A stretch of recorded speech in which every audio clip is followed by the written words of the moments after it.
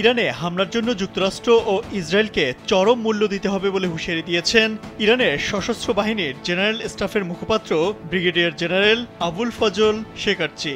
তিনি বলেন, ইরানে হামলার জন্য ইসরায়েল এবং যুক্তরাষ্ট্রকে চড়া মূল্য দিতে হবে এবং শক্ত থাপ্পড় খেতে হবে।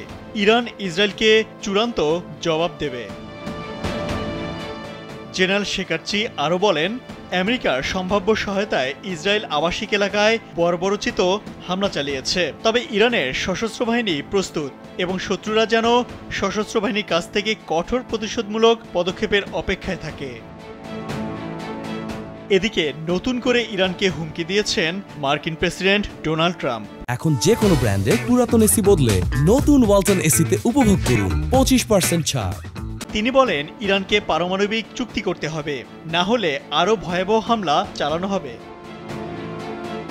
ইরানকে একের পর এক সুযোগ দেওয়া হচ্ছে উল্লেখ করে ট্রাম্প বলেন, আমি তাদের শক্ত ভাষায় বলেছি যে চুক্তি করো, কিন্তু তারা করেনি। ইতোমধ্যে অনেক প্রাণহানি ও ধ্বংস হয়েছে, কিন্তু এই রক্তপাত বন্ধ করার এখনও সময় আছে, কারণ এর পরের হামলাগুলো আরও ভয়াবহ হতে যাচ্ছে।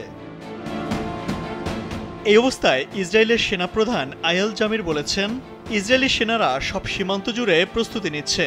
ইতোমধ্যে 10,000-এর বেশি সৈন্য মোতায়েন করা হয়েছে। তিনি বলেন, ইরান প্রতিশোধ নিতে ইসরায়েলের উপর হামলা চালাতে পারে। এই হামলার সম্ভাব্য মূল্য আগের অভিজ্ঞতা থেকে আলাদা হবে। ইমতিয়াজ আহমেদ, কালবেলা।